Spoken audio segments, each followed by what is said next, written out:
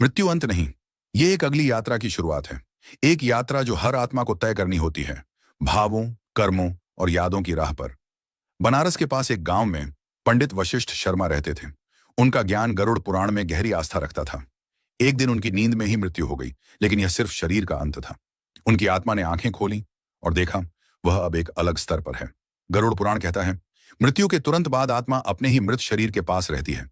उसे विश्वास ही नहीं होता कि वह मर चुकी है। वशिष्ठ शर्मा की आत्मा अपने कमरे में मंडरा रही थी। वह देख रहे थे कि परिवार रो रहा है, बेटा शव तैयार कर रहा है, लेकिन कोई उन्हें सुन नहीं पा रहा। मैं यही हूं, सुनो, आत्मा चिल्लाई, लेकिन सब मौन। गरुड़ पुराण में बताया गया है कि आत्मा को मृत्यु के बाद बहुत भूख प्यास लगती है। यदि तीसरे दिन पिंडदान न किया जाए तो आत्मा कष्ट में रहती है। पंडित जी की पत्नी ने नियम पूर्वक भोज कराया। उस रात एक सपना आया। पंडित जी सफेद वस्त्रों में मुस्कुराते हुए खड़े थे। उन्होंने बस इतना कहा, भोजन मिल गया। गरुड़ पुराण कहता है कि इन दिनों आत्मा अपने जीवन की समीक्षा करती है। क्या किया, क्या अधूरा रहा, किसे ठेस पहुंचाई। वशिष्ठ जी ने देखा, उनके छोटे भाई से वर्षों पहले झगड़ा हुआ था। अब भाई अंतिम संस्कार में नहीं आया। आत्मा दुखी हो उठी, काश मैंने उसे माफ कर दिया होता। गरुड़ पुराण कहता है कि 10वें दिन आत्मा के पास यमदूत आते हैं।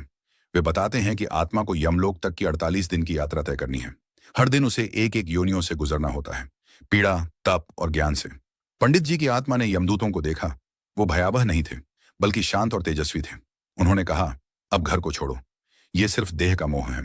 13वीं पर सभी ब्राह्मणों को भोजन कराया गया। गरुड़ पुराण अनुसार यह दिन आत्मा की पहली मुक्ति है। वह घर के भावनात्मक बंधनों से विदा लेती है। पंडित जी की आत्मा ने अंतिम बार अपने पोते को देखा, पत्नी को आशीर्वाद दिया और फिर धीरे धीरे द्वार से बाहर निकल गए।